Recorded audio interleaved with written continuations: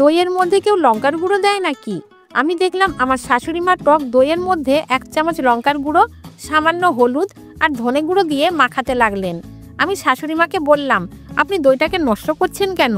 শাশুড়ি মা আমাকে বললেন, এটা নষ্ট করছি না, এটা দিয়ে এমন একটা জিনিস তৈরি করছি যা তুমি রেস্টুরেন্টে অনেক দাম দিয়ে কিনে খাও।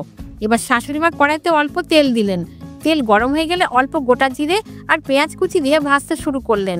আমার মাথায় আসছে না আমার শাশুড়ি মা কি তৈরি করছেন। আমি শাশুড়ি মাকে বললাম, আপনি এটা কি তৈরি করছেন আমাকে বলবেন? আমাকে বললেন, বলছি। তার আগে দইয়ের মিশ্রণটিকে ঢেলে দিতে হবে আর এটাকে 3 থেকে 4 মিনিট তেলের মধ্যে ভেজে নিতে হবে আর এটাকে ভাজতে ভাজতে আর একটা কাজ সেরে নিতে হবে। আমি শাশুড়ি মাকে বললাম, আরও কি কাজ?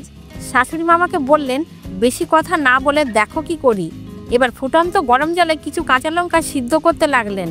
কাঁচা লঙ্কা সিদ্ধ হয়ে গেলে জল ঝরিয়ে একটি প্লেটে তুলে নিলেন। এবার কাঁচা লঙ্কাগুলোকে ছুরির সাহায্যে ছোট ছোট পিস করে কেটে নিলেন। আমার শাশুড়ি মা বললেন, এই রেসিপির জন্য আমাদের এই লঙ্কাগুলোকে সিদ্ধ করে নরম করে নিতেই হবে। এবার শাশুড়ি মা এই লঙ্কাগুলোকে দইয়ের মধ্যে ঢেলে দিলেন। এবার দেখে মনে হচ্ছে ভালো কিছুই রান্না হচ্ছে।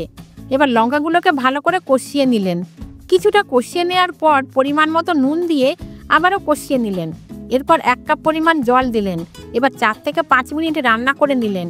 শাশুড়ি মায়ের রান্না শেষ, কিন্তু কাঁচা লঙ্কা দিয়ে শাশুড়ি মা এটা কি বানালেন আমি বুঝতেই পারলাম না। শাশুড়ি মা বললেন, এটা মূলত কাঁচা লঙ্কার আচার। এটা তুমি খেতে পারো পোলাও অথবা বিরিয়ানির সাথে। এটা এতটাই জম্পেশ হয়েছে যে একবার হলেও ট্রাই করে দেখবে। দেখেই বোঝা যাচ্ছে কতটা মজার হয়েছে। ধন্যবাদ শাশুড়ি মা আপনাকে এত চমৎকার একটা রেসিপি শেয়ার করার জন্য।